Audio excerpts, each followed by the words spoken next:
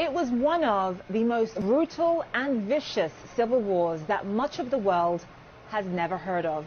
Anyone who lived through Nigeria's Biafra War in the 1960s will forever be haunted by the atrocities, the memories of bodies in the streets, and the fear of not being able to survive another day. After the eastern part of Nigeria declared independence in 1967, the bloody battle that ensued left more than 1 million people dead from starvation, disease, or the endless explosions. The 2.5-year war was literally hell on earth. As many of you who watch this show regularly know, I am Nigerian and I am from the part of the country where this war took place. Family members who lived through it tell me they never knew if they were going to eat, let alone what. It was common for people to feed off of grasshoppers, snakes, and termites. My mother's younger brother died during the Biafra War, and that was considered a very, very lucky outcome. If you only lost one family member, you thanked your lucky stars. So given all of that history and all of that pain, why are there now growing calls for a new secessionist movement in the exact same part of the country? We are joined live now by Amaka Anku, an expert on Nigeria and Sub-Saharan Africa. She's also the head of Eurasia's Group's Africa practice. Amaka, thank you so much for being with us. So you and I are both Nigerian. It's been over 50 years since this brutal civil war. Why is there this additional secessionist movement in the same part of this country bubbling up? Look, Zain, the fundamental problem here is that Nigerians don't trust Nigeria, right? Like you said, and there are many reasons for that, right? All the years of military rule, Nigeria has underinvested in Nigerians and in basic services like healthcare, education, infrastructure, and there is then the broader issue of justice, right? We saw the protests last year. Police officers kill people and nothing ever happens to them.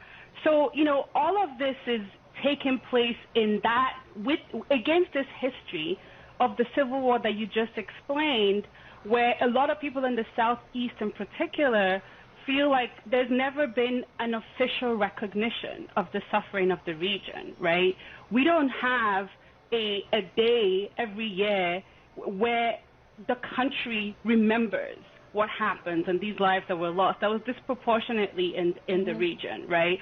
We don't even teach the history in the schools. So let me ask you this, because I think it's important for our audience to note that it's not just the eastern part of Nigeria that wants to break away and have its own country. You have the western part of the country, the Yoruba people that also want to have their own country. Obviously, Boko Haram in the northeastern part of the country, they want to create an Islamic state. It sort of feels as though there are so many different groups in this great nation who have lost faith in this country. So just in terms of the president's strategy here, if there are people who feel marginalized, has the president made any effort to really show these various parts of Nigeria that he understands their concerns and that their voices are being heard? I would say the government is not doing enough. And look, people have lost faith in Nigeria in part because there's nobody in Nigeria articulating a positive vision for Nigeria's future, right? Nigeria has a crisis of ideas. Nigeria appears not to have any ambition. And look, that is often, in most countries, that's often a role that is played by government.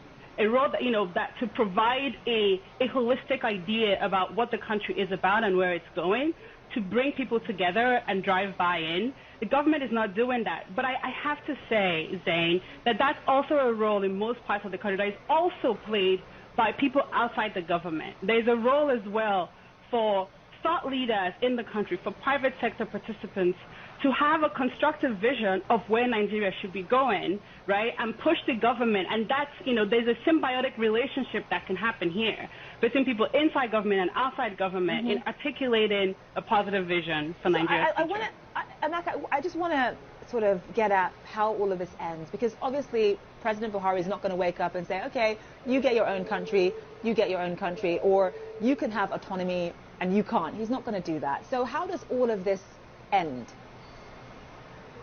I don't think it ends until Nigeria starts to really and truly invest in Nigerians. until Nigeria, the Nigerian government, and it's, whether it's Buhari or the person who comes after him, respects Nigerians enough to communicate consistently and clearly where the country is going, what their vision is, right? And then to start to invest in education, in healthcare, in infrastructure, and all of the things that make a society function and make an economy competitive, right? Until that happens, you will continue to see these kinds of calls for secession. And so, just in terms of what the secessionists want themselves, and obviously, yes, we know they want to break apart and form their own country, but is there anything else that they're willing to accept in the medium term, or is it for IBOP and these other groups, is it really secessionist or nothing? I do think that for the leaders of some of these secessionist movements, like Nnamdi Kanu, I do think it's secession or nothing. Maybe the leaders of ODC in the Southwest, I think that what their views are probably less relevant than the views of the minority, the populations that are sympathetic to those views. I think for most of those people, most of the people in the Southeast, some of whom are sympathetic to those views, I don't think it's secession or nothing. I do think that a clear and consistent outreach, communication, and investment can help to change some of those views. I mean, it's such a shame because Nigeria is such a beautiful country. It has so much potential, and just seeing all of these different areas wanting to separate, saying that they've had enough of being part of this great nation is very, very sad indeed. Amaka Anku, thank you so much for being with us.